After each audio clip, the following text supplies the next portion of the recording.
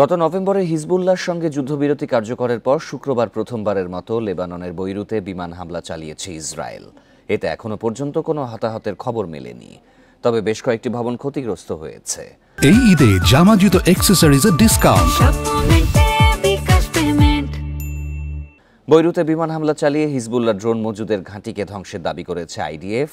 তাদের দাবি, শুক্রবার সকালে লেবাননের দক্ষিণাঞ্চল থেকে ইসরায়েলের উত্তরাঞ্চল লক্ষ্য করে দুটি রকেট ছুড়েছে হিজবুল্লাহ। এর মধ্যে একটি রকেট ভূপাতিত করা হয়েছে, আর অপরটি সীমান্ত পার করতে ব্যর্থ হয়েছে। তবে ইসরায়েলের কোনো হামলা চালায়নি বলে জানিয়েছে হিজবুল্লাহ। এর আগে ইসরায়েলি বাহিনী যে কোনো হুমকি মোকাবিলায় লেবাননের যে কোনো স্থানে আক্রমণ করতে সক্ষম বলে হুঁশিয়ারি দেন নেতানিয়াহু।